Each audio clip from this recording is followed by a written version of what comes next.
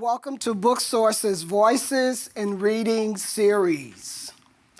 Booksource's mission is to help educators inspire engaged reading. As the nation's premier classroom library book distributor, Booksource knows how powerful stories are and how powerful voices can be. This national webinar broadcast is part of Booksource's Voices in Reading series. We are here in St. Louis, Missouri at the Delmar Divine. I am Julius B. Anthony, President of St. Louis Regional Literacy Association, founder of St. Louis Black Authors of Children's Literature, and the Believe Projects. We'd like to thank our sponsors this evening: Booksource, the St. Louis Regional Literacy Association, St. Louis Black Authors of Children's Literature, Turn the Page STL, and Delmar Divine, who is the host for tonight's event. Would you celebrate all of our sponsors for us this evening? Thank you.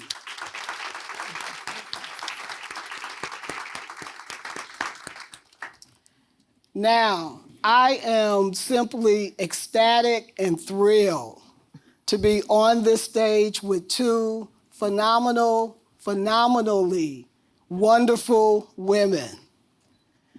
As you can see, all of us are repping our historically Black colleges and universities tonight. And I love the fact that this is Black History Month. So I'd like to introduce first, it is my pleasure to introduce Brittany Hogan.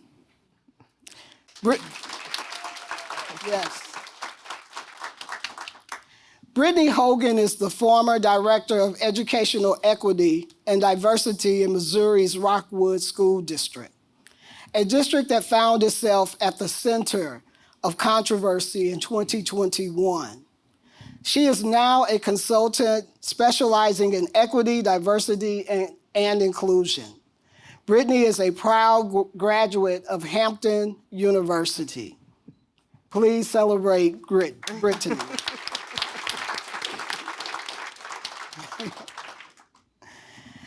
And I do want to say Howard is the real blue and white. Okay. You know, we got this. We got to do it. It's got to happen every single time. I had to say it. That's fine. Why I got to be in the middle? It's a little levity for the evening. Yeah. Now it's my pleasure to introduce Nic Stone. Yeah, it's worth it. Nic Stone is the New York Times bestselling author of Dear Martin, the novel that launched her career in 2017. Nic's mission is to create books and stories that speak to kids underrepresented in young adult literature today. And her aim is to not only create windows in which young people are introduced to new perspectives, but also mirrors in which children see their experiences and identities fully represented. In addition to Dear Martin, she is also the author of two of my favorite books, Dear Justice and Fast Track. She is also a proud graduate of Spelman College. Would you welcome Nic Stone, please?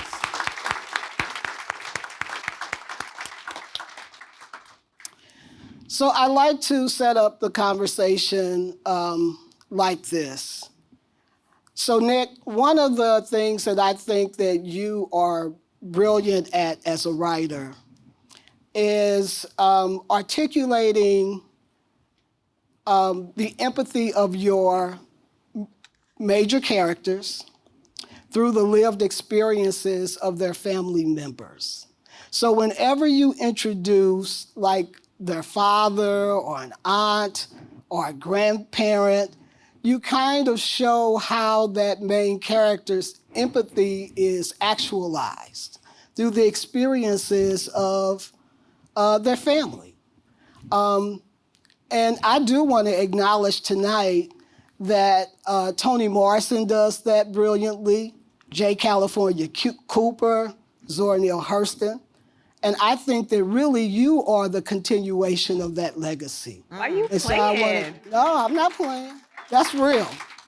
That is real. That is real. And particularly in Dear Martin and in Dear Justice. And so I want to start the conversation like this for both you and Brittany. In the Black tradition, you know, we're always asking, who are your people? You know, that's part of what we do. And the question is really to try to get at who are you and where are you from? And I think all of our journeys kind of help shape who we are.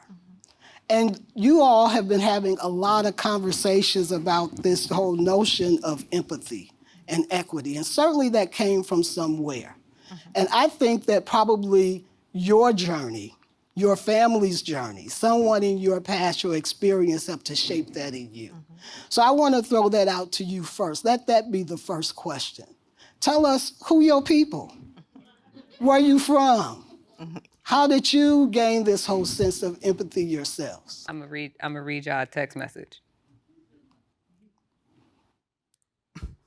I yelled at Milo and he's having some issues. Do you have a pencil sharpener? He forgave me for my meltdown and completed his homework. Milo's my 6-year-old. He is currently with my father. And those were messages from my father. My father apologizes to my 6-year-old when he has a temper tantrum and he calls it what it is. I think that my dad is probably the biggest influence on who I am as a person and how I show up in the world, especially with regard to my sense of self-awareness, and that sense of self-awareness helping me to open up and hold space for awareness of other people. And it's interesting because he's like that because his parents weren't necessarily. Well, my grandmother wasn't. Yeah, my grandma was a piece of work. Lord Ruby, okay. But my grandfather had his issues and was a bit more, he was distant, but a bit more, no, I'm lying. He was just distant. So my dad learned what not to do, I think, and has passed it on in a really powerful way. Brittany, you want to take that? Yeah, so I always say I'm a Chicagoan till Chicago ends. I'm a reflection of the hardworking Black people on the South Side of Chicago. I'm very much a reflection of that community. And so when I think about I'm a social worker, but my maternal grandmother was really a social worker before being a social worker. So my grandparents own a small grocery store called Best Buy Foods on the South Side. And my grandfather used to always say that my grandmother was trying to give the store away for free. She was always trying to give free food. She was always trying to help people. They had a lot of veterans who were in the neighborhood. They had people who had lost fingers. They would write checks. They would help people pay their bills. They had a lot of people who couldn't read, and they would bring their mail in there, and my grandparents would help them read. And my mother is one of 5, and they all grew up working in the grocery store.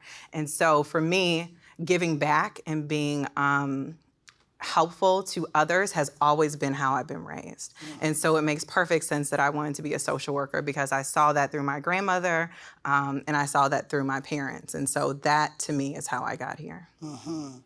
And so how then are we defining empathy and connecting that to equity? Yeah, so empathy is the highest form of knowledge as far as we're concerned. And it is truly about being able to take the perspective of another and putting yourself in it as best as your ability. What I've really been focusing about when we talk about empathy is the ability to stay out of judgment. Because I think as humans, we are really prone to judge other people even without thinking that we're doing it. And it doesn't mean that all the judgments that we have about people are wrong, but it means a lot of times that we rush into them before we truly understand who they are. And for us, when we talk about empathy and equity, it's using the empathy in books, because one thing that I love the most about Nic's writing is when I saw my kids interacting with Nic's writing, it didn't matter who they were or what they looked like, they loved the stories and their ability to relate to the characters, and it brought out something in them. And so our focus is allowing that literature, that empathy in literature, to bring out equity in the classroom. What we know is that when we treat ourselves well, we have a better chance of treating others well. And when we do things in love and in empathy, it has a greater impact in the world. And that's what we really want to see happen. Can I add to that? Sure, absolutely. So something I've been really recognizing and leaning into lately is that I think that there's an additional layer to empathy.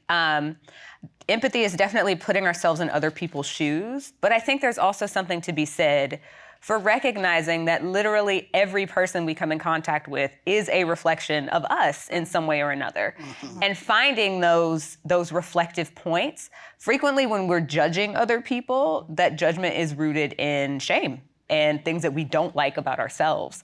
So making sure that we understand that every single person you meet is a mirror in some way, I think is the other side to empathy. So sometimes it's not even like a willful decision to, okay, this person is homeless and suffering. What would I feel like if I was like them? You are like them. It's figuring out how you are like them that we truly begin to walk in empathy. Let's look at the character in Dear Justice. Is it Quan? Quan. And his mom, who didn't seem to have a great sense of empathy, right? And particularly for Quan, right? How did you develop that particular character, the mother, and why did you place her in the book in that particular way? She seemed to really have, I guess, some empathy for the boyfriend or the husband, but not for her own child. And you know, we see these scenarios in schools all the time, right? Yes. So tell us, how did you come about developing that particular character and that relationship? So I know a number of Quan's mother. And I think for me, when it comes to creating unlikable characters, it's also important to me that these are still characters we can empathize with. This is a woman who is clearly suffering. And I think that when we as readers, if we look at her situation and our inclination is judgment, it's an opportunity to self-reflect, right? So she is representative of quite a number of women that I know who, like I said, are suffering. And it's not necessarily, it's like their seeming lack of empathy for their children is actually rooted in a lack of empathy and compassion for themselves. And until people get to a point where they're able to recognize, especially women, like we find the women that I'm talking about here are women who have found themselves really between a rock and a hard place where, you know, they might have had children without really recognizing what they were getting themselves into. Times get hard.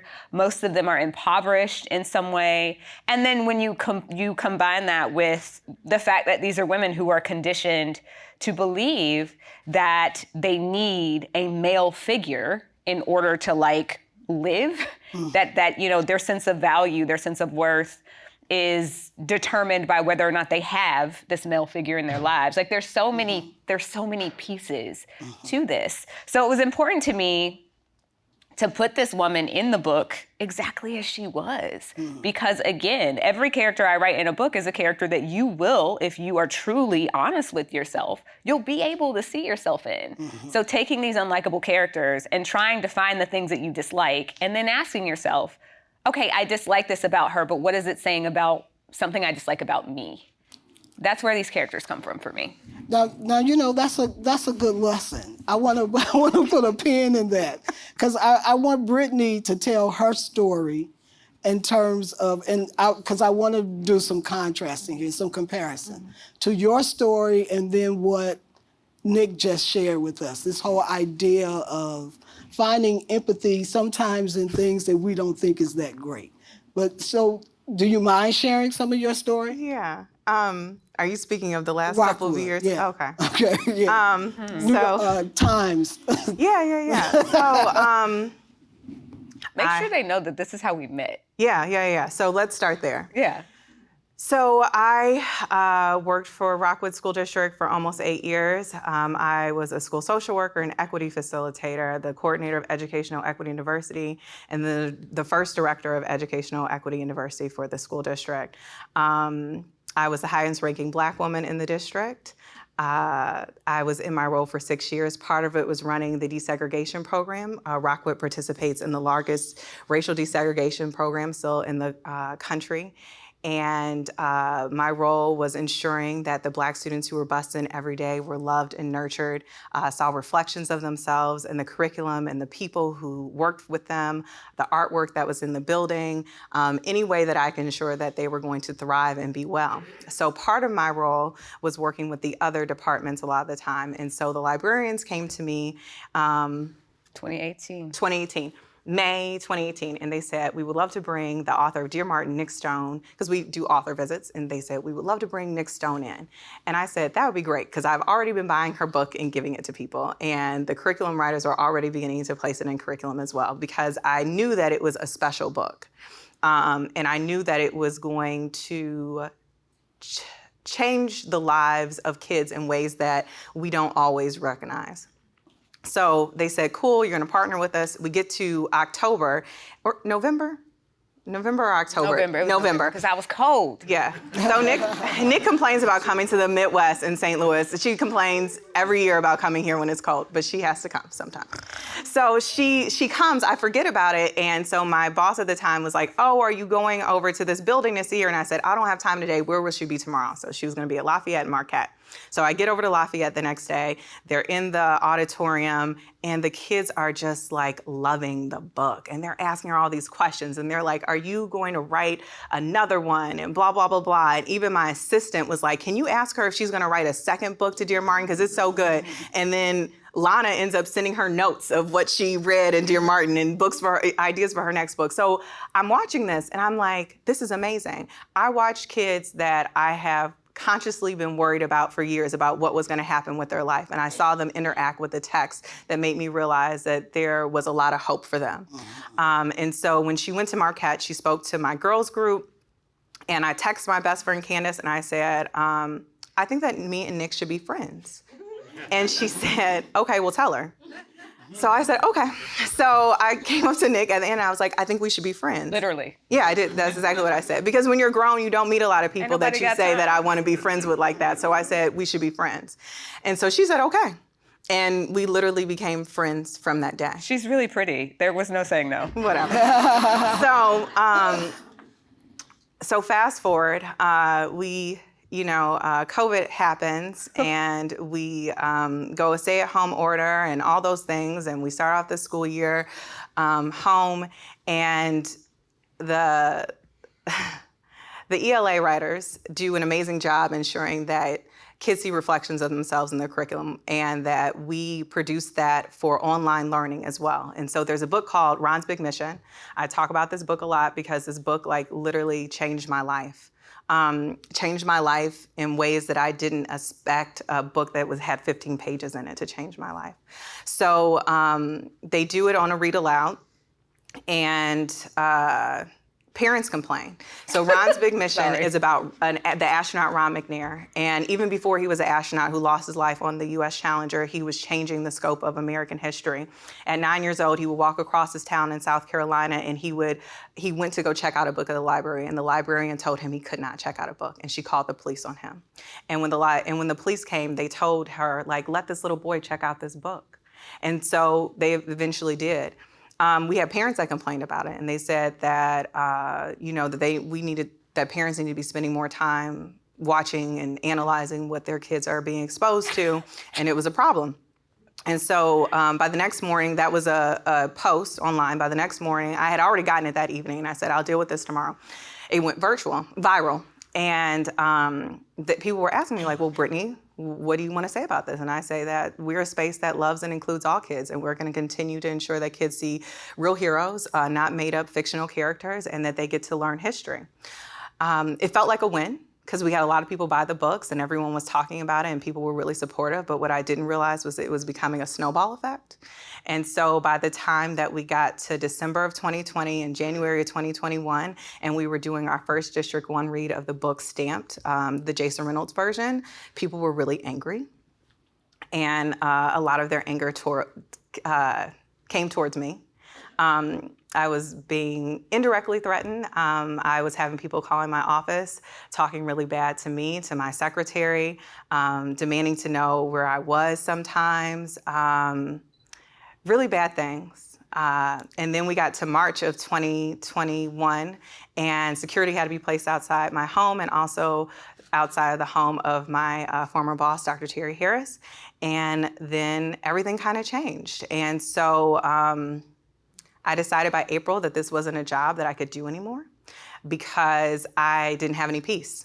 And this work is too important for me not to have any peace. And the work has always been bigger than Rockwood. But what was a private decision became very public when somebody leaked my resignation letter to the news. And then it went from local news to national news. And then by the time we got to June, producers from Anderson Cooper were calling my parents' house in Chicago looking for me. And so I quickly had to decide how I was going to tell my story because I realized that I didn't have the benefit of letting anyone else tell it for me. And so by the time we get to then, we do nightly news with Lester Holt, Slate Magazine, Time Magazine, NBC National News, start working with African American Policy Forum with Kimberly Crenshaw, South Lake Podcast, and a variety of other news sources. And so I left that job. I chose myself. I think that it's, I don't know, I'll let Nic talk now. It's a lot. I love you too. Yeah. It's a lot. You know, I think there are points where I'm still processing what's happened to me because I don't really get a chance to run away from it because every time Rockwood's in the news again, my name is in there. And every time there's a story about CRT, my name is typically in there. When they talk about that there are 21 Black educators in the country who've experienced something similar, my name is in the research now.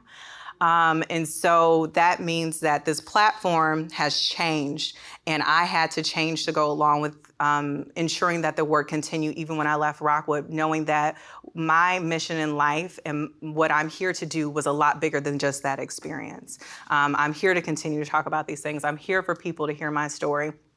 I couldn't be silent.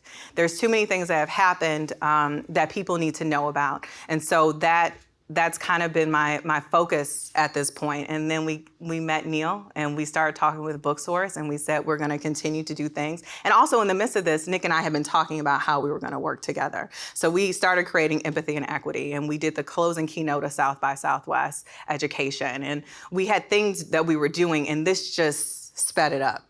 Yeah. So tell us then, this whole point of empathy, are we talking about children? Are we talking about empathy for one another? What are we talking about? Are we talking about both? Both. And? Yeah. Talk about that. Yeah, I mean, look, it's hard enough just existing without being mad at people all the time, right? Like, I don't know. I'm as a person who is like banned everywhere, including like up the street. Y'all don't get me started on Rockwood because Brittany is very calm and like nice about it, and I'm just like, catch me outside. But even with that, I have to think a lot about, as a person who like runs around the country, you know, touting these anti-racist principles and like it's important that we're moving in a way that's anti-racist and et cetera, I have to practice what I preach, which can be a real bitch sometimes.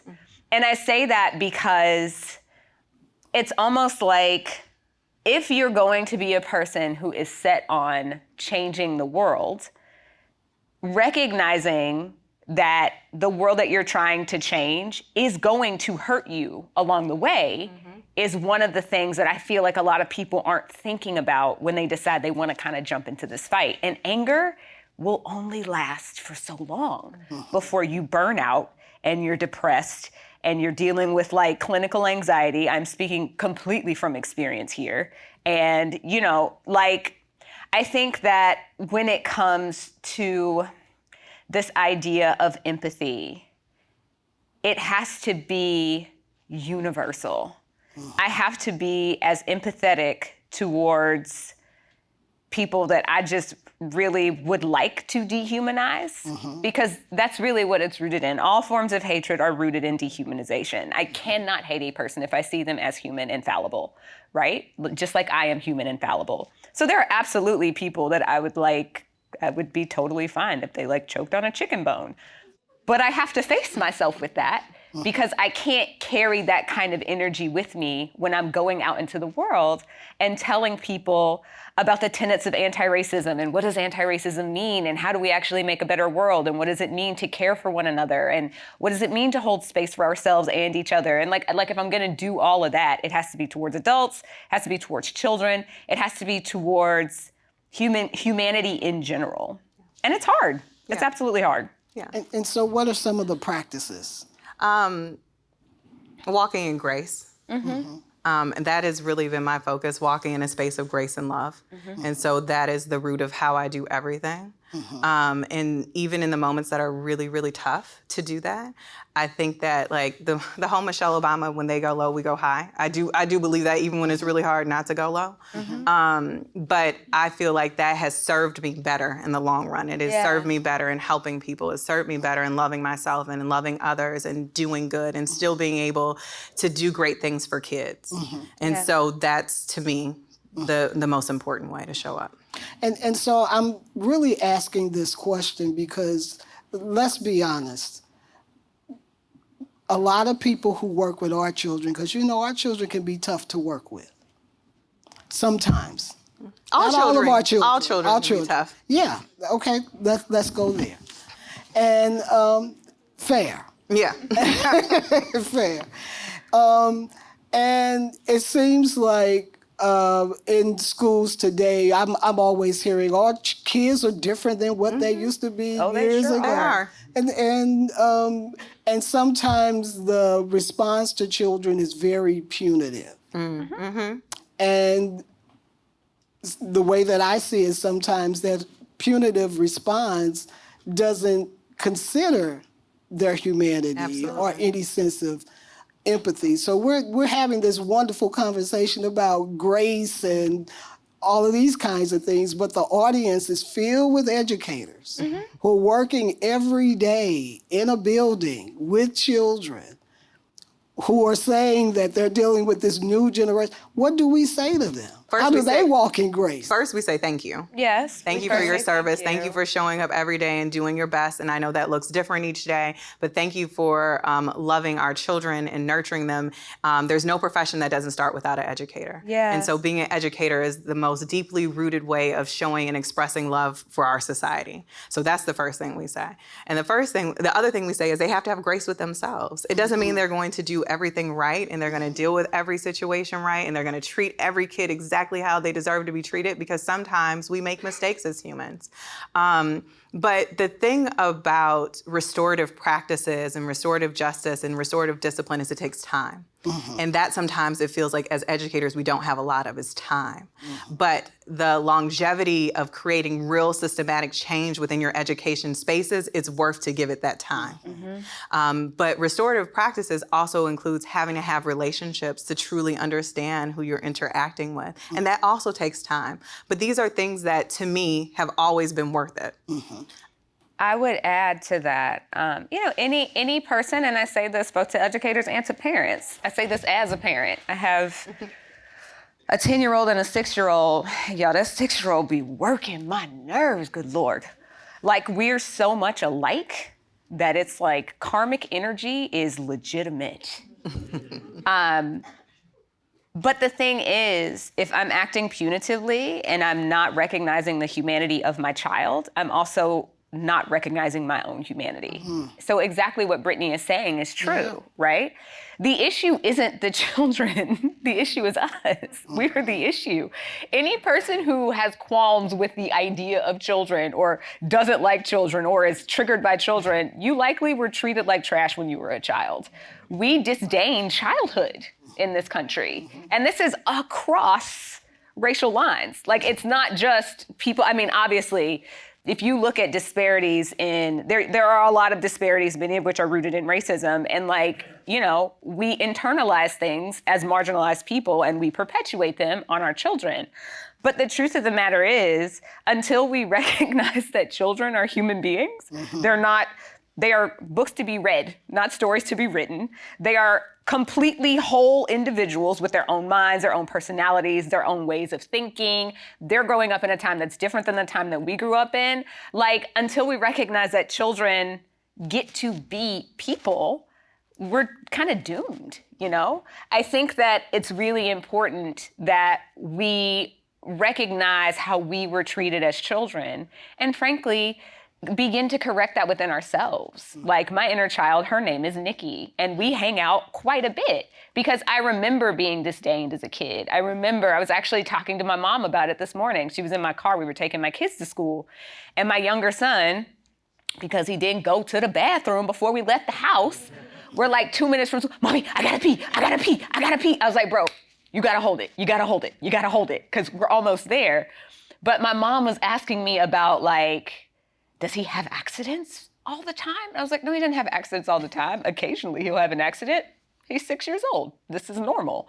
But then she was asking me, she was like, really? And I was like, yeah, Mom, it's totally normal for 6-year-olds to have an occasional pee accident. And I told her this story about how when I was in kindergarten, I remember it so vividly.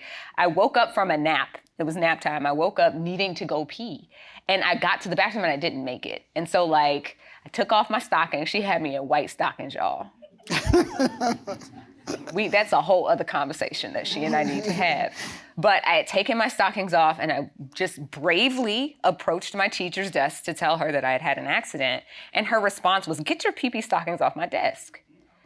The way that cut me, I'm about to cry. I was 5. The things that we say and do to children for being childlike are awful. But it's because that's what we were subjected to. So we have to take the time to go back in and check ourselves. This child who was working my nerves, why is he working my nerves? What is it about him that is reminding me of something that I did and got in trouble for? Be good to the children, y'all, because we all gonna need them at some point. Yeah, we need them to be well so that we can be well. Absolutely. Yeah. Absolutely. Good stuff. Good stuff. Well, let's get a teacher's perspective. Yeah. Hello. I'd like to introduce to the audience a great friend of ours who is a great teacher, Georgia Parker.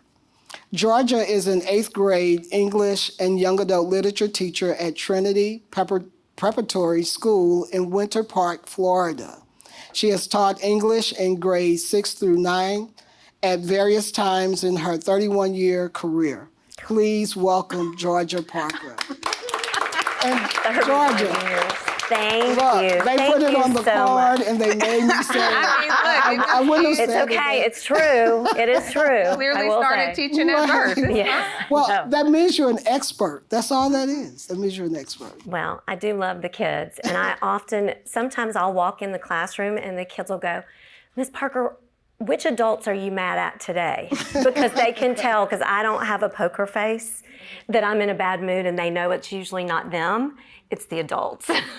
So, yes, we got to take care of the kids. I am going to share with y'all, how many are teachers in the room? Teachers? Yay, these are my people. Not that y'all all aren't, but I started teaching Dear Martin with To Kill a Mockingbird in 2018, right after it came out. I met Nic and was in love with Dear Martin. I was about halfway through when we met and reached out to her shortly thereafter and said, I need you to please come to my school. And that seems to be a recurring theme. Everybody wants Nic to come to their school and talk. And I found that the empathy piece of Dear Martin was just so important. And I have paired it, oh shoot, I went too far, sorry. I'm gonna try to go back. I paired it with To Kill a Mockingbird. And the first year that I taught Dear Martin, To Kill a Mockingbird was the anchor text, and Dear Martin was taught with it.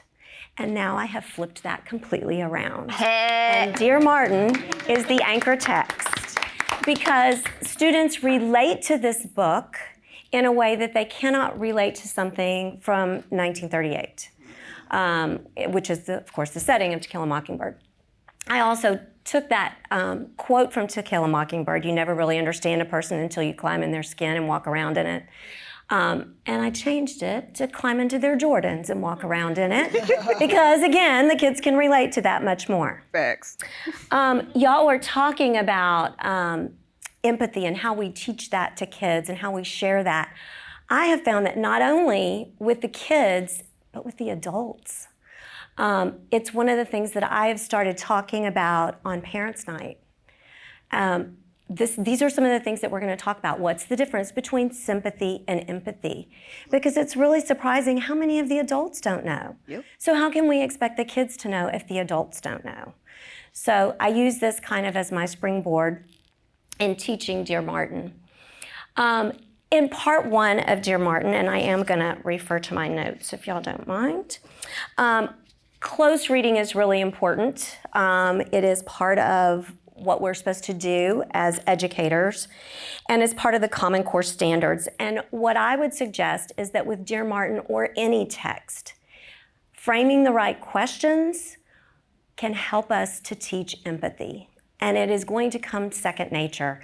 I think that a lot of teachers are doing this and they don't even realize it. These are the things that we are teaching in between classes.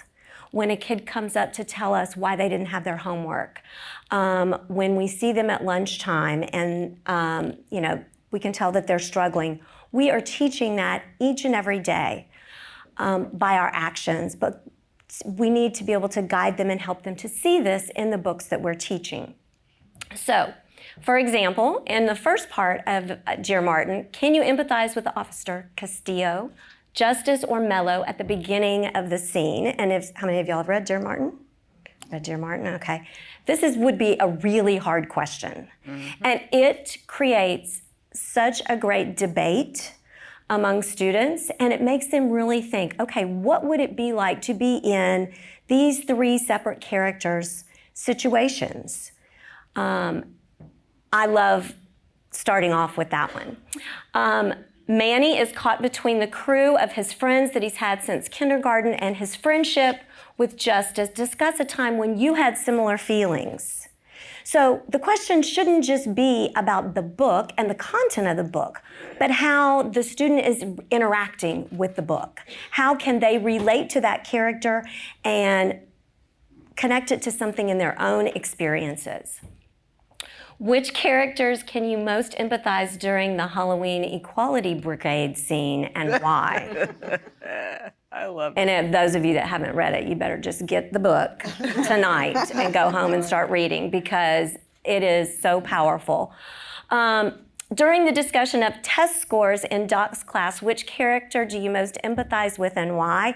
And I love this question because then I follow up with my students because I know that Nic has shared that the situation with who scored higher on ACT or SAT is actually something that she experienced when she was in school. And so they're always very interested to hear that. But it's true. These questions will help our students become more empathetic. In part two, can you empathize with Mama's worry about Justice's dating SJ? SJ's white. Justice's mom is not happy. And I think it's really interesting to include that perspective and for kids to see also that parents struggle with what their kids should and shouldn't do and the decisions that they have to make. Justice deals with a myriad of internal conflicts, and I think internal conflict, this is something that can be applied to anything that you teach because that internal conflict is what empathy is going to be founded on. Find the internal conflict that he has that you can relate to the most and explore it. There's a scene where Doc, who's this really cool teacher that they have, he advises Justice and SJ to cut this character some slack who's he's not nice at the beginning. And he says, cut Jared some slack, he's grieving too. And this is another one of those questions that students really are drawn to. They're like, no, you shouldn't cut him any slack.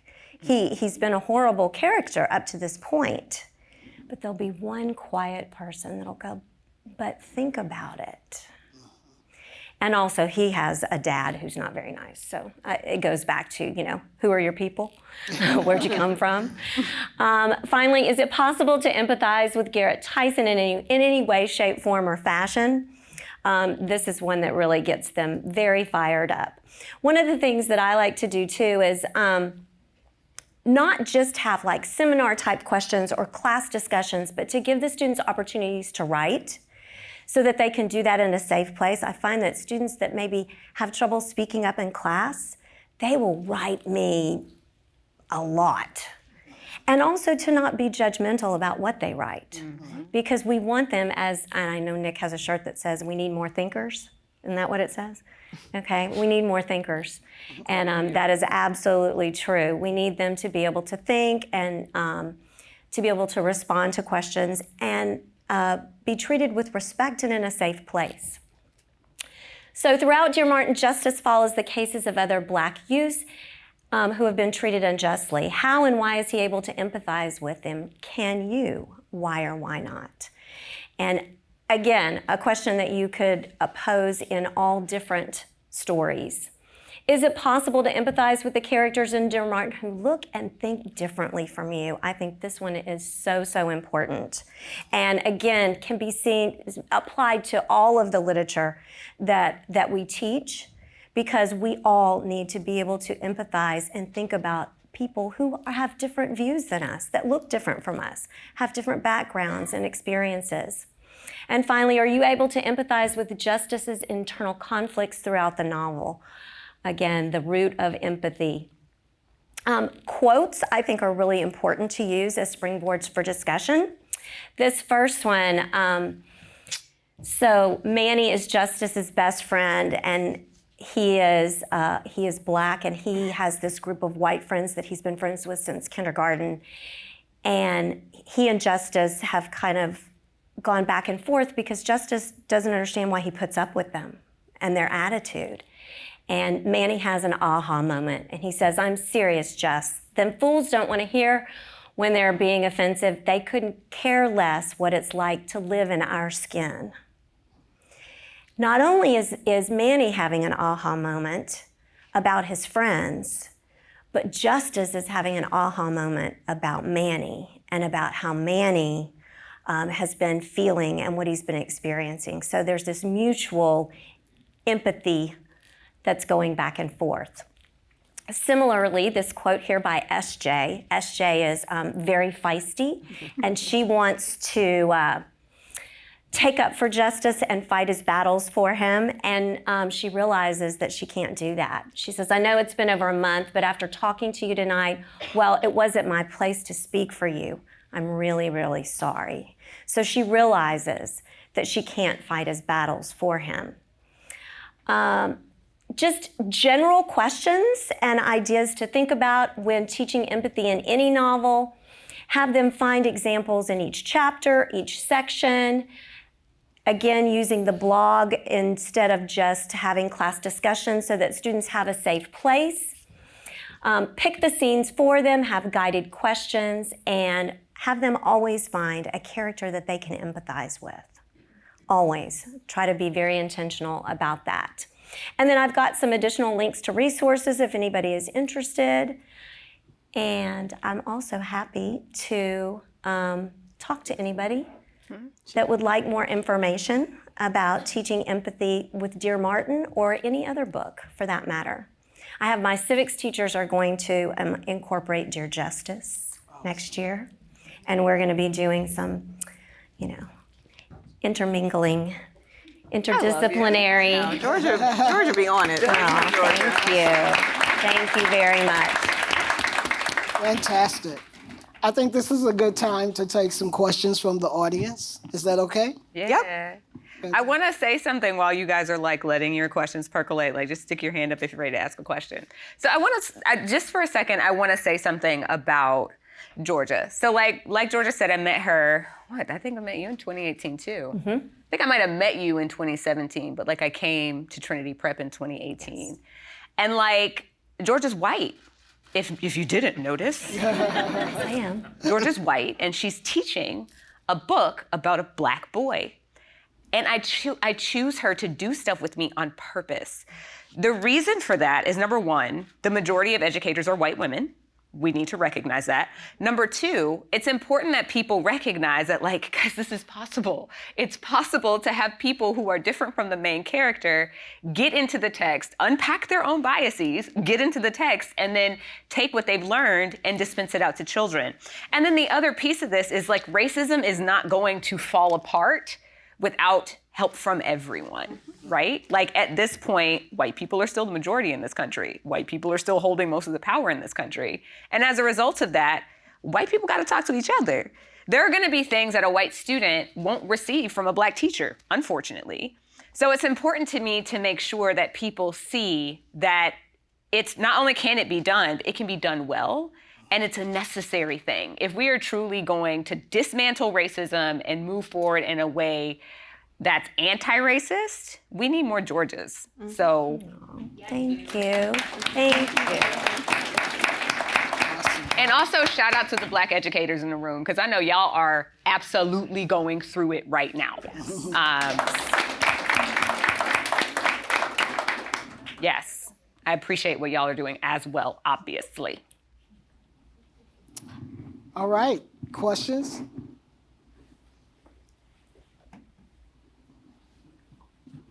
What a cacophony. Of course, I'm the one asking the questions here. I'm concerned, extraordinarily concerned about book banning in this nation and in Missouri in particular. And I'm just trying to get thoughts from Brittany of what we can do for our librarians and our teachers and our readers. Yeah. So,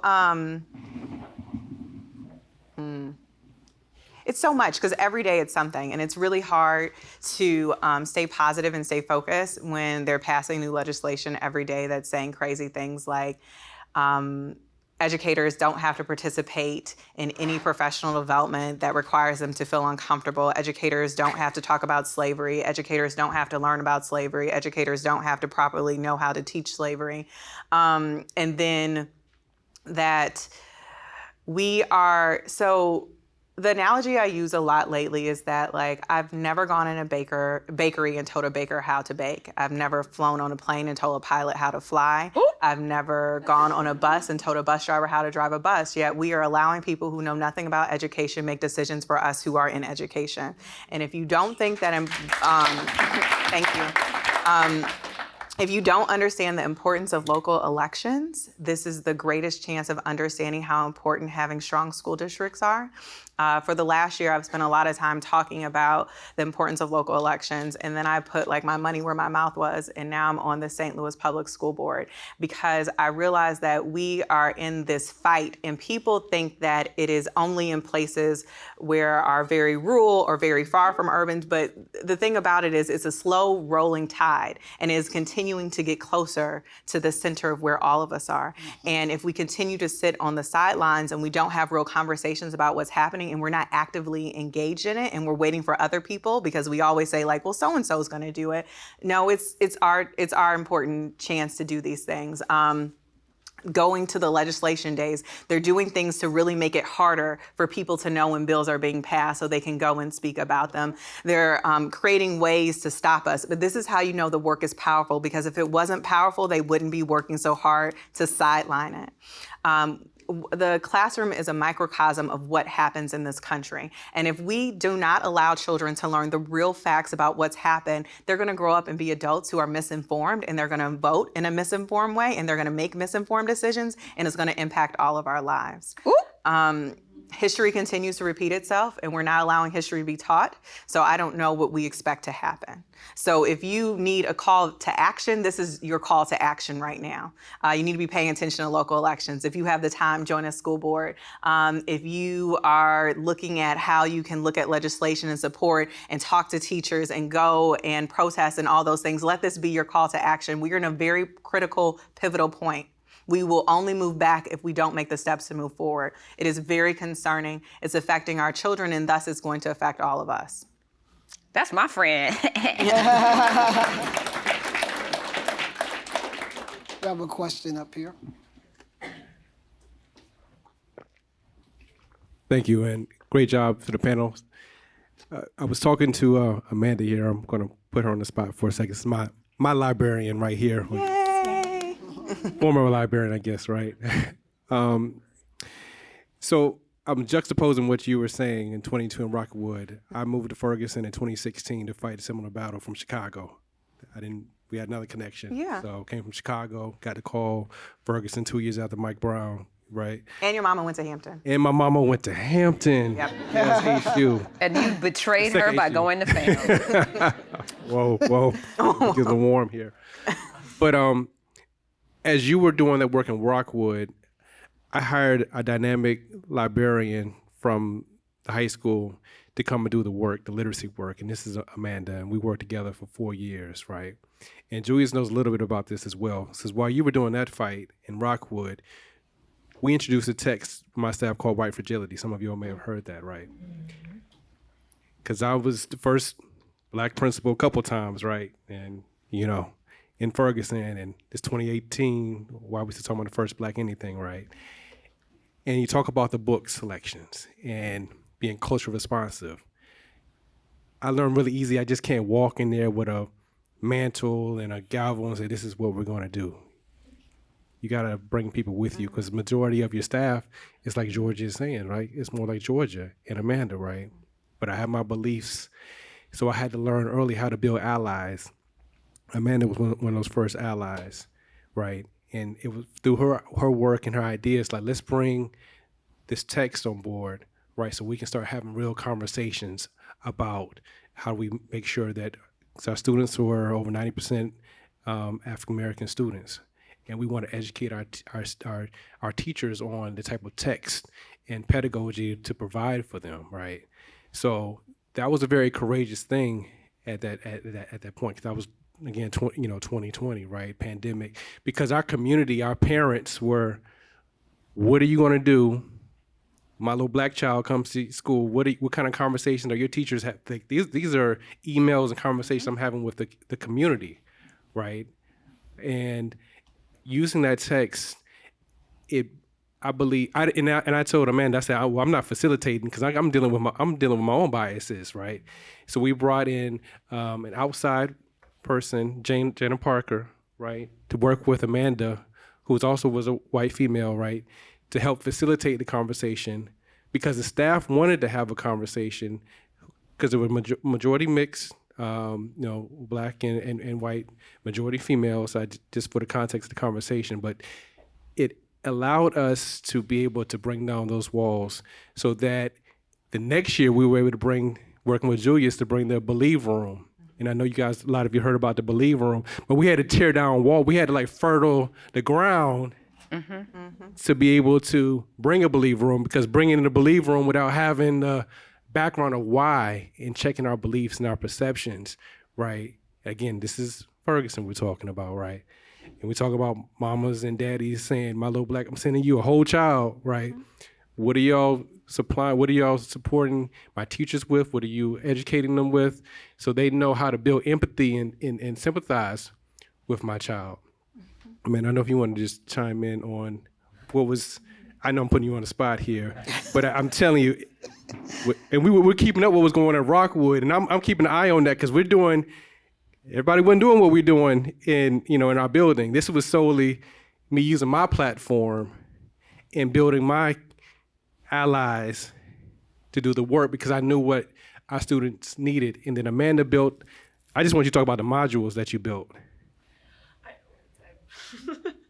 I was not expecting this.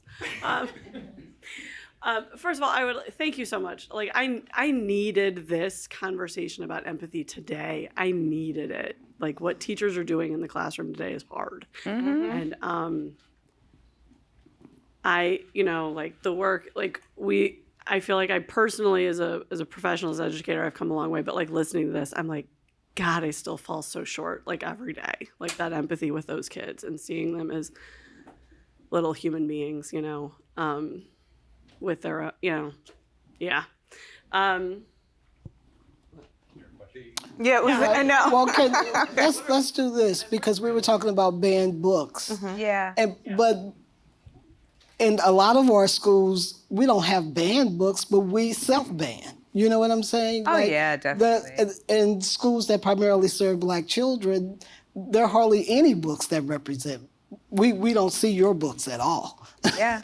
You know? But that's also a conversation about economic resources when it comes to funding school districts and being able to buy new books.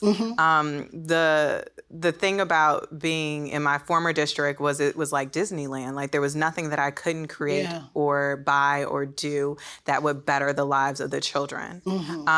And then you experience being other places and seeing that the children who most need it don't have it because the resources don't exist.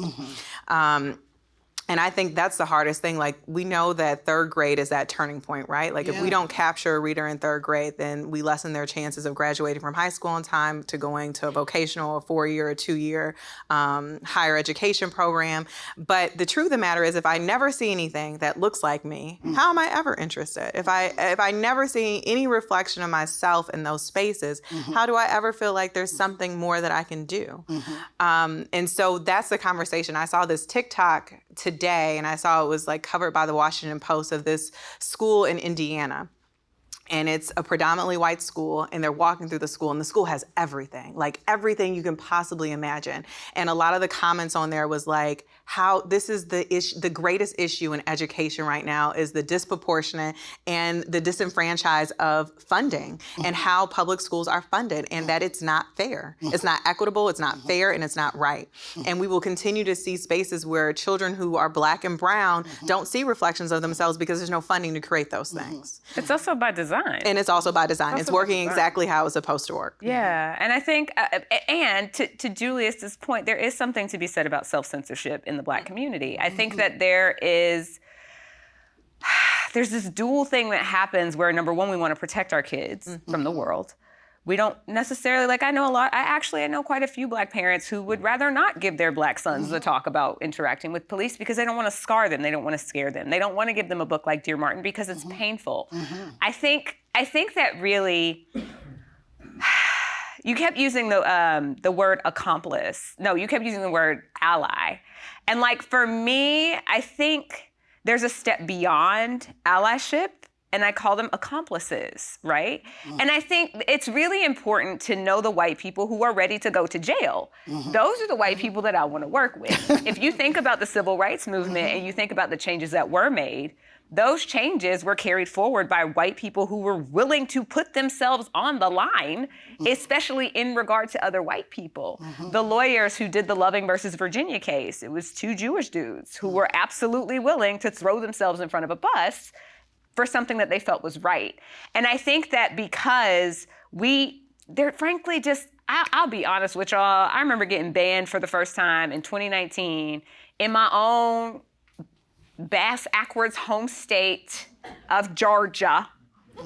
I love this Georgia. I don't always love the Georgia that I'm from. And I went, it was Augusta, Georgia. I went down there. I planned an event. I went down there because I was like, I'm gonna show them that they not gonna keep me out this county. It was traumatizing from the beginning to the end. And part of the reason for that is because as soon as I walked into this public event, I was swarmed by white people who really just wanted to tell me about all the racism they were seeing in their daily lives, but not doing anything about. So I heard story after story after story of, oh my gosh, I totally walked in the break room the other day and you would not believe the conversations my coworkers were having. And I'd say, well, what did you say to them? I mean, well, I didn't say anything. So why are you telling me?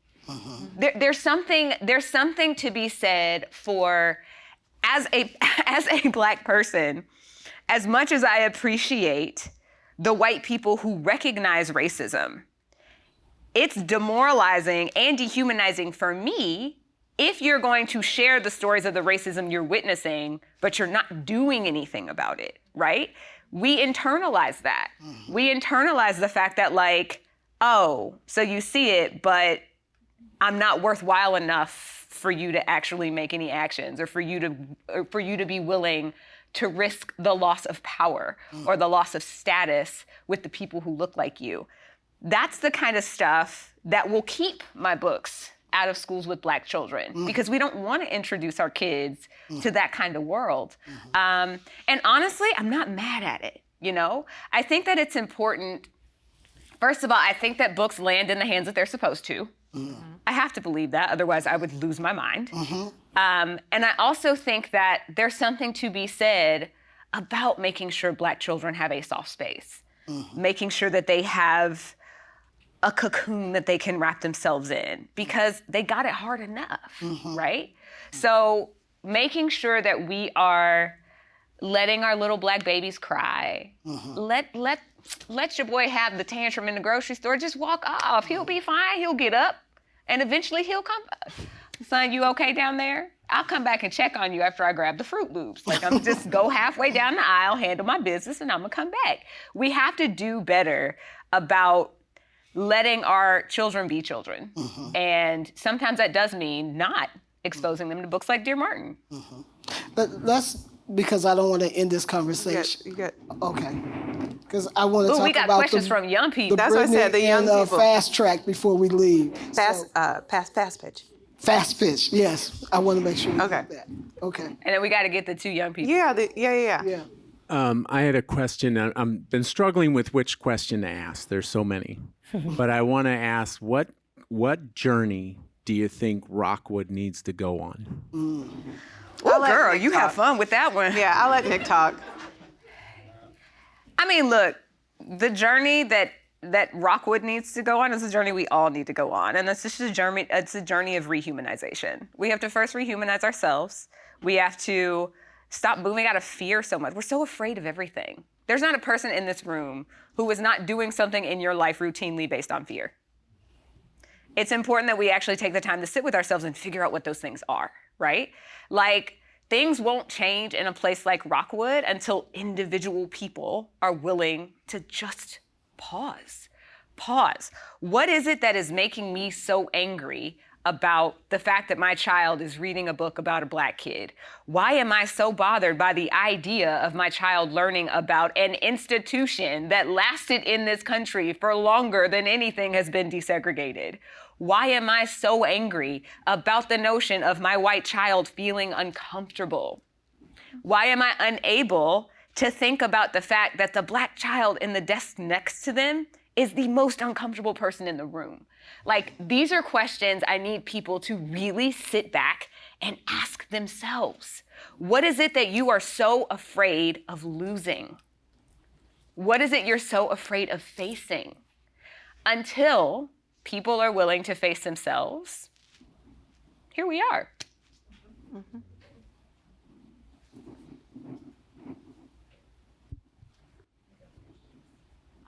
Hey, friend. Hi. I like your Hi. sneakers. Thank you. I'm probably the youngest. Wait, I need to check real quick. You're older than me. You're older than me. You're older. Oh, okay. Okay, let me get to the point. So, what you were talking about like earlier about the kid in the mall, whatever. My mom didn't do that. So wait, she did. She did. So it's not a question. It's a comment. Make your comment, boo-boo. So like my mom would go get the Fruit Loop, but I would be like, "Mother, come back, please." You learn to use your words. Yeah. Yes. Yes. How old are you? I am 10. Oh, I have one of you. What's your name? My name is Jace. Are you in 4th or 5th grade? 4th. 4th. Are you enjoying yourself this year? That's a tricky grade. Lots of homework. Lots of homework, yeah. You'll be okay. Yeah, you can you'll do be it. Fine. We have a. What book do you have there with? I have Fast Pitch. Oh, did you enjoy that one? I haven't read the entire thing yet. Okay. Though. Who's your favorite character in Fast Fit? Oh, here she go. Who do you like in that book? I forgot how to pronounce her name. Is it Britt Marie? Brittany's obsessed with herself. It's the main character. It's okay. So Nick. All right, that's fine. I feel like I can relate to her the most. I want to hear more about your tantrums. So you would throw a tantrum. No, truly, because y'all, this is important, right? Like we have this gorgeous 10-year-old kid who's in the 4th grade who just stood up in front of a room of adults to share a comment. That is a massively huge deal. So when you would get upset, right? Like you said, you would get upset, you would have your little fit. Yeah. What would happen? So I would I'm trying to think one time specifically. Okay, so I remember this one time. That we were at Target.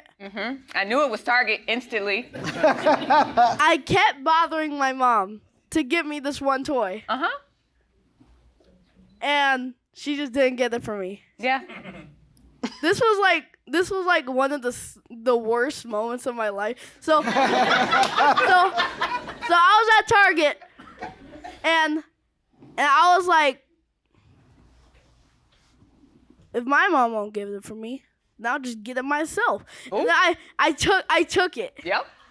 I put it under my shirt, but it was like this big. It was like a really big toy, so it was like this big.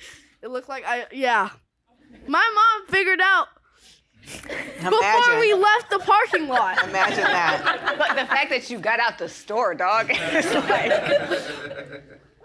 And she was like, "Hey, Jace, what is that under your shirt?" I'm like, "Nothing."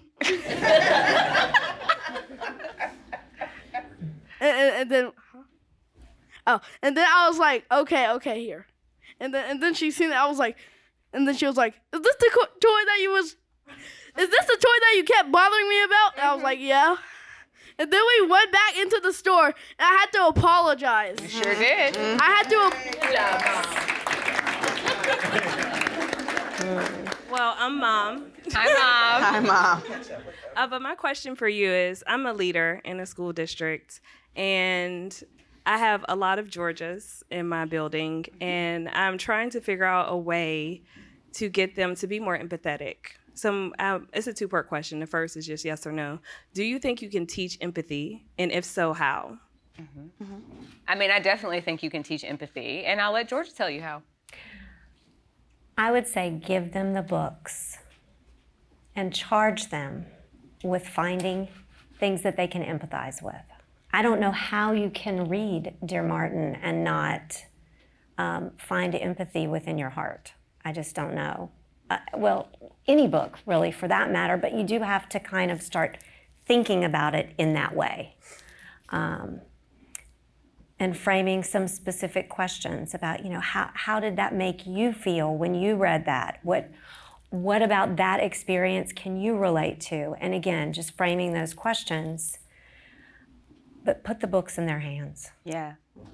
Yes, books. And what I would all I would add to that is asking questions is a really powerful tool. Questions that get at other people's humanity, right? So asking them what are your goals? What were you taught about education? What do you like about being here? What do you not like about being here? Having these kinds of and look, I understand we are exhausted. We don't have a lot of energy for this kind of thing. The thing that helps me when it comes to interacting with people who are initially not real comfortable with the idea of pulling their heads out of the sand, what I have to continue to remind myself is that my children's lives depend on it. Mm-hmm. My children's lives depend on me being able to temper my own stuff so that I can interact with a person who is different from me as a human being, which then will hopefully encourage and inspire them to interact with these children who are different from them as human beings. So it unfortunately starts with us as usual, right? Everybody go listen to Beyonce's Black Parade. Mm-hmm. That song will just give you some insight into how we be feeling. As much as you can, just remembering that you're modeling for your kids, you're modeling for kids in your district, how to interact with people. And what Brittany said, when they go low, we go not as low. All right. Well, Any final words that you'd like to leave with our audience before we wrap it up? I said what I said. Give grace to yourself and others. Georgia? It doesn't matter at the end of the day if the kids know the periodic table or the math equations. It does matter if they learn empathy. Boop. That's what matters. All right.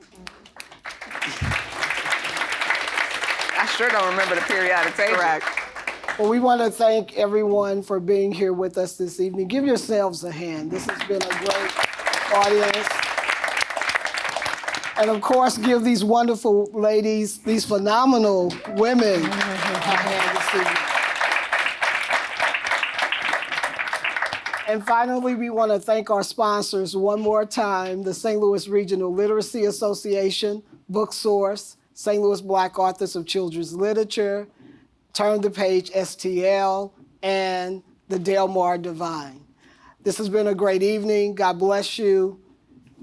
Thanks for coming, Thanks for y'all. coming. Thank you, Julius. Thank you so much. Julia. Excellent.